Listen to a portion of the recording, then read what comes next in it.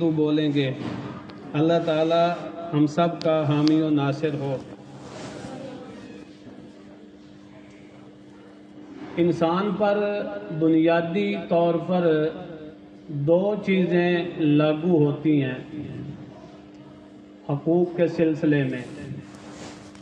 Number ایک حقوق اللہ، دوسرے نمبر پر حقوق العباد، یعنی اللہ تعالیٰ کے حقوق اور بندوں کے حقوق۔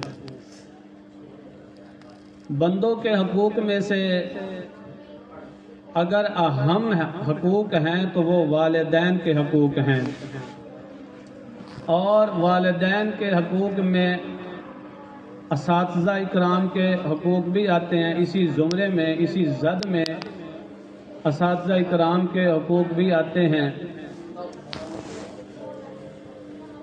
اگر ایک نظر سے دیکھا جائے تو حقوق اللہ کی زیادہ اہمیت ہے، کیونکہ جس طرح اہل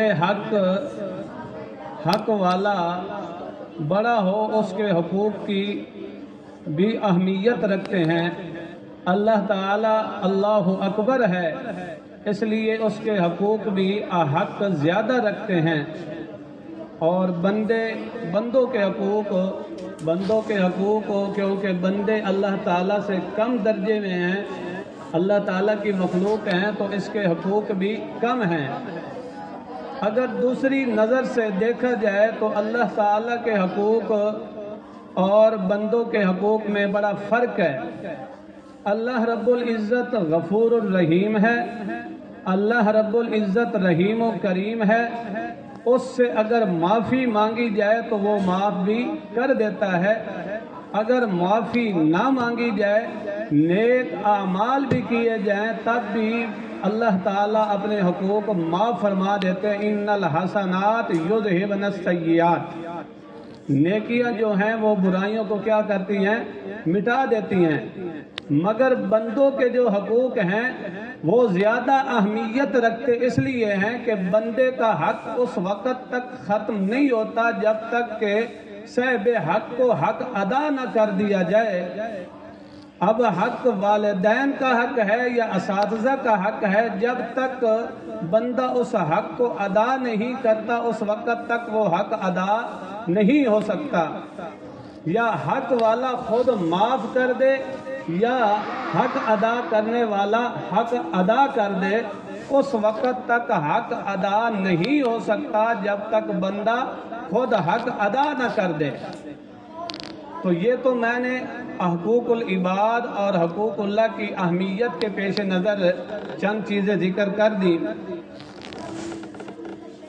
آپ یہ سمجھتے ہیں کہ استاد وہ ہوتا ہے جس سے ہم پوری زندگی پڑھتے رہیں اور پورے مضامین پڑھیں۔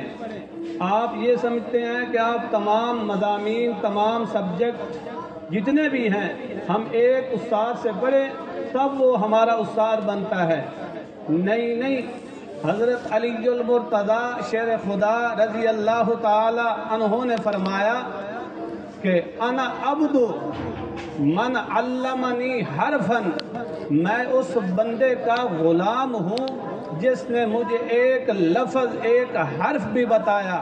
انشاء اعتق و انشاء باع، اور اس بندے کو اب حق حاصل ہے چاہے کہ وہ مجھے بیچ دے یا مجھے آزاد کر دے۔ کیا مطلب؟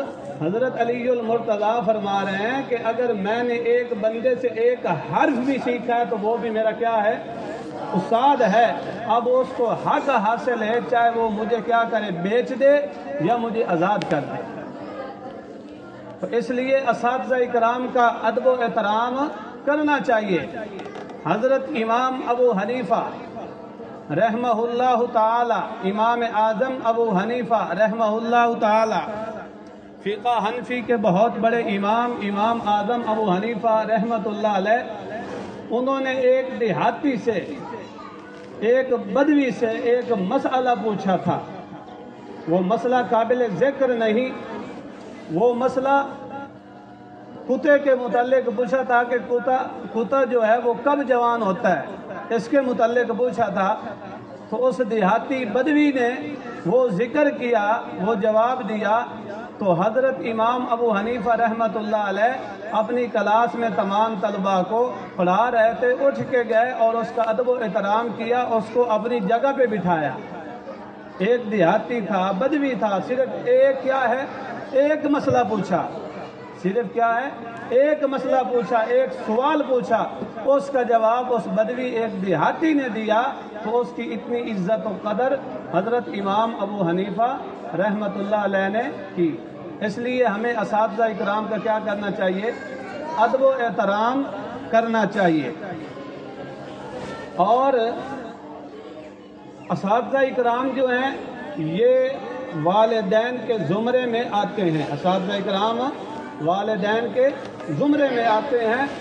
और एक सहाबी ने इमामुल अंबिया खातिमुल अंबिया हज़रत मोहम्मद मुस्तफ़ा अहमद मुजतबा हादी आज़म शाफ़ी उम्मत साक़ी कौसर सल्लल्लाहु ताला अलैहि वसल्लम से पूछा कि या रसूल अल्लाह, सबसे ज़्यादा हक़ मुझ पर किसका है, सबसे ज़्यादा हक़ मुझ पर किसका है। आप सल्लल्लाहु अलैहि वसल्लम ने फरमाया कि उम्मू का, तेरी माँ का सबसे ज़्यादा हक़ है। फिर उसने फरमाया सुम्मा मन, फिर कौन है, किसका हक़ ज़्यादा है। आप वसल्लम ने फरमाया उम्मू का, फिर तेरी माँ का। तीसरी मर्तबा फिर उसने पूछा कि सुम्मा मन, फिर किसका हक़ है। तो आप सल्लल्लाहु ताला अलैहि वसल्लम ने फरमाया उम्मू का। 3 मर्तबा इमामुल अंबिया मोहम्मद मुस्तफ़ा सल्लल्लाहु ताला अलैहि वसल्लम ने फरमाया तेरी माँ का हक़ है। चौथी मर्तबा उसने पूछा सुम्मा मन, फिर किसका हक़ है। तो आप सल्लल्लाहु ने फरमाया अबू का। चौथे नंबर पर किसका हक़ है, तेरे बाप और तेरे वालिद का हक़ है। क्यों? क्योंकि कुरान पाक ने जो वालदा की, जो माँ की इज्जत और अजमत जिक्र की है, वालदा जो है ये बच्चे के ऊपर जो तकालीफ, जो मसाइब आते हैं, ये वालदा ही ज़्यादातर उठाती है। नबी पाक सल्लल्लाहु ताला अलैहि वसल्लम उसी की तरफ इशारा कर रहे हैं। और एक सहाबी ने पूछा कि वालिदैन का हक़ कितना है। अल्लाह के पाक पैगम्बर सल्लल्लाहु ताला अलैहि वसल्लम ने फरमाया हुमा जन्नतु का व नारो का, वालिदैन तेरे लिए जन्नत है या जहन्नम है। मतलब क्या है? मतलब ये है कि अगर आपने वालिदैन की इज्जत और कदर, अगर आपने उनका अदब व एहतराम, उनके हकूक़ अदा किए हैं तो वो तुम्हारे लिए जन्नत है। अगर आपने उनके अदब व एहतराम नहीं किया, उनके हकूक़ नहीं अदा किए, उनके हकूक़ तलफी की है, तो फिर आपके लिए क्या है? जहन्नम है। इसलिए हमें वालिदैन का भी क्या करना चाहिए? अदब व एहतराम करना चाहिए। एक बड़ी बात वालिद के मुताल्लिक, ऐसे न समझे कि वालिद का रुतबा कोई कम है, कि सिर्फ वालदा माँ का ही मकाम है।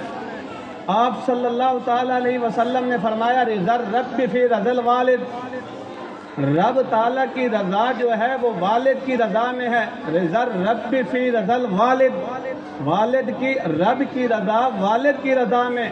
वसख़तुर रब फी सख़तिल वालिदी, रब ताला की नाराज़गी वालिद की नाराज़गी में है। मतलब ये है कि अगर वालिद राज़ी है तो रब राज़ी है, अगर अब नाराज़ है तो रब भी क्या है? नाराज़ है। इसलिए वालदा और वालिद दोनों का क्या है? मकाम, इज़्ज़त, रुतबा है। नबी पाक सल्लल्लाहु ताला अलैहि वसल्लम ने फरमाया कि 3 बंदों की दुआ से बच के रहना। उनमें से एक जो है दावतुल वालिद, दावतुल वालिद, अल्लाह अल्लाह, सॉरी ये गलती हो गई। आप सल्लल्लाहु अलैहि वसल्लम ने फरमाया कि 3 बंदों की दुआ की कबूलियत में ज़र्रा बराबर शक नहीं है। उनमें से एक वालिद की दुआ है। वालिद की क्या है? दुआ। आपने वालिद की दुआ लेनी है, बद दुआ नहीं लेनी। वालिद की दुआ में ज़र्रा बर कबूलियत में ज़र्रा बराबर शक नहीं है। باقی آپ نے 3 مسافروں کا جو قصہ ہے وہ آپ نے اسکول و کالج کی کتب میں آپ پڑھ چکے ہیں، جو 3 مسافر ایک غار میں بند ہو گئے تھے، جنہوں نے پھر اپنے اپنے اعمال کا وسیلہ دیا تھا، اپنے اپنے اعمال کا ذکر کیا تھا اللہ تعالیٰ کے سامنے۔ ان میں سے ایک کیا تھا؟ والدین کا خدمت گزار تھا۔ تو پھر اللہ تعالیٰ نے ان کے نکلنے کا کیا کر دیا؟ رستہ نکاح بنا دیا۔ اس لیے والدہ اور والد اور اساتذہ کا ادب و احترام کرنا چاہیے۔ نبی پاک صلی اللہ تعالیٰ علیہ وسلم نے صحابہ کرام کو فرمایا کہ آپ ادھر ممبر رکھ دیں۔ صحابہ کرام نے ممبر رکھ دیا۔ آپ صلی اللہ علیہ وسلم نے ممبر کی پہلی سیڑھی پر قدم رکھا تو فرمایا آمین، دوسری پر رکھا تو فرمایا آمین، تیسری پر قدم رکھا تو پھر فرمایا آمین۔ جب ممبر سے اترے تو صحابہ کرام نے پوچھا یا رسول اللہ ما کننا سمینا، یا رسول اللہ آج سے پہلے ہم نے ایسے کلمات، ایسے اقوال آپ سے نہیں سنے اور اس انداز میں نہیں سنے۔ تو آپ صلی اللہ تعالیٰ علیہ وسلم نے فرمایا کہ اے میرے صحابہ، جب میں نے پہلی سیڑھی پر قدم رکھا تو جبرائیل امین نے فرمایا کہ وہ بندہ ہلاک ہو جائے، وہ بندہ برباد ہو جائے جس نے میرا نام نامی اسم گرامی سن کے مجھ پر درود نہیں پڑا، وہ بندہ بھی ہلاک ہو جائے۔ میں نے کہا آمین۔ دوسری مرتبہ جب میں نے سیڑھی پہ قدم رکھا تو جبرائیل امین نے کہا کہ جس بندے کی زندگی میں رمضان المبارک کا مہینہ ہے اور وہ رمضان المبارک کے مہینے میں اللہ تعالیٰ کی عبادت کر کے اللہ تعالیٰ کو راضی نہ کر سکے، وہ بندہ بھی کیا ہو؟ اور غرق ہو جائے، برباد ہو جائے۔ تو میں نے کہا آمین۔ اور جب تیسری سیڑھی پر قدم رکھا تو آپ صلی اللہ علیہ وسلم نے فرمایا آمین۔ اس کا مطلب کیا تھا؟ حضرت جبرائیل امین نے بد دعا یہ دی کہ جس کے زندگی میں والدین اس کی زندگی میں بڑھاپے میں آئیں اور وہ والدین کی عزت اور ادب اور ان کے حقوق کی ادائیگی نہ کر سکے، وہ بھی برباد ہو جائے۔ تو میں نے کہا آمین۔ اب ذرا غور کرو، یہ دعا مانگنے والا سید الملائکہ ہے، تمام ملائکہ، تمام نوریوں کا سردار جبرائیل امین ہے، اور آمین کہنے والا سید الانبیاء ہے، تمام نبیوں کا سردار ہے، سید الانبیاء، مصدق الانبیاء، تمام نبیوں کی تصدیق کرنے والا ہے، امام الانبیاء، تمام نبیوں کا امام ہے، آمین کہنے والا امام الانبیاء ہے، اور دعا بد دعا کرنے والا سید الملائکہ ہے۔ اب اس کی قبولیت میں ذرہ برابر بھی شک نہیں ہے۔ اس لیے ہمیں اساتذہ اکرام اور والدین کا ادب و احترام کرنا چاہیے۔ جو ادب و احترام کرتے ہیں وہی کچھ پا جاتے ہیں، جو بے ادبی کرتے ہیں اور وہ کچھ نہیں پاتے، دنیا آخرت میں ذلیل و خوار ہوتے ہیں۔ کہتے ہیں کہ با ادب با نصیب، بے ادب بے نصیب۔ جس نے ادب کیا وہ کچھ پا گیا، جس نے بے ادبی کی وہ کچھ نہ پا سکا۔ اس لیے ہمیں اساتذہ اکرام کا اور والدین کا دونوں کا کیا کرنا چاہیے؟ ادب و احترام کرنا چاہیے۔ آخری بات ذکر کر کے ختم کرنا چاہتا ہوں، ٹائم زیادہ نہ ہو جائے۔ نبی پاک صلی اللہ، جس وقت نبی پاک صلی اللہ علیہ وسلم کا نام ہے تو درود پڑھا کرو صلی اللہ علیہ وسلم۔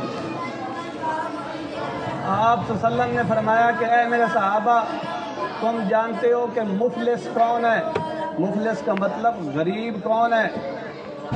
صحابہ کرام نے فرمایا یا رسول اللہ، ہم تو اس کو سمجھتے ہیں لا درہم لہ ولا متاع لہ۔ مفلس اور غریب وہ ہے جس کے پاس کوئی درہم نہ ہو، کوئی پیسہ نہ ہو، کوئی مال و دولت نہ ہو، وہ غریب ہے۔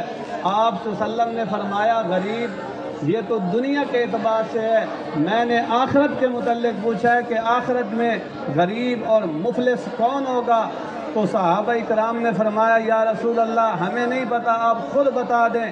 نبی پاک صلی اللہ تعالیٰ علیہ وسلم نے فرمایا مفلس اور غریب وہ ہے کہ دن قیامت میں جب مفلس اور غریب بندہ آئے گا اور وہ اپنی نیکیوں پر بڑا اس کو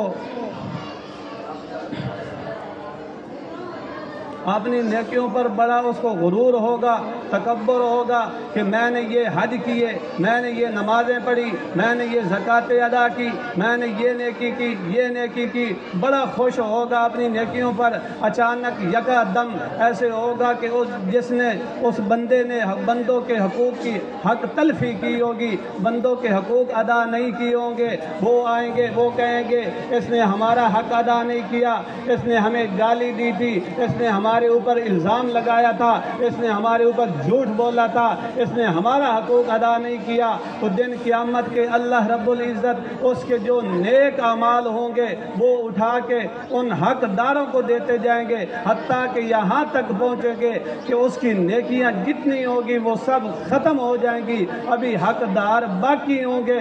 تو پھر آپ صلی اللہ علیہ وسلم نے فرمایا کہ جو حق داروں کے گناہ ہوں گے وہ اس کے کھاتے میں ڈال دیے جائیں گے۔ کیا ہوگا؟ اس کے کھاتے میں ڈال دیے جائیں گے، اور حکم ہوگا کہ اس کو کدھر بھیج دو؟ جہنم میں بھیج دو۔ کہ حقوق العباد کا سلسلہ بڑا اہم ہے، اس لیے حقوق العباد میں اساتذہ کرام اور والدین بڑی اہمیت کے پیش نظر ہیں۔ جیسے اللہ رب العزت نے وَقَضَىٰ رَبُّكَ أَلَّا تَعْبُدُوا إِلَّا إِيَّاهُ، یہ تیرے رب کا فیصلہ ہے کہ اللہ تعالیٰ کے سوا کسی کی عبادت نہیں۔ وَبِالْوَالِدَيْنِ إِحْسَانًا، والدین کے ساتھ کیا کرو؟ احسان کرو۔ والدین کے ساتھ احسان کرو۔ پہلے عبادت کا ذکر کیا، پھر والدین کے حقوق کا ذکر کیا، کہا بالوالدین احسانا، والدین کے ساتھ احسان کرو یعنی حسن سلوک کرو۔ اللہ رب العزت نے ایسے نہیں فرمایا کہ وبالوالدین عدلا، والدین کے ساتھ عدل کرو، بلکہ کہا کہ بالوالدین احسانا، والدین کے ساتھ احسان کرو۔ احسان اور عدل میں فرق کیا ہے؟ احسان اور عدل میں فرق یہ ہے کہ عدل وہ ہوتا ہے کہ کوئی نیکی کرے، کوئی احسان کرے، اس کے بدلے میں اس کے برابر بدلہ ادا کر دیا جائے، اور احسان اسے کہتے ہیں کہ برابر نہ ادا کیا جائے بلکہ زیادہ حق ادا کیا جائے۔ تو اس لیے ہمیں والدین اور اساتذہ کرام کے ادب کو اور ان کے حقوق کو ملحوظ خاطر رکھنا چاہیے۔ والسلام۔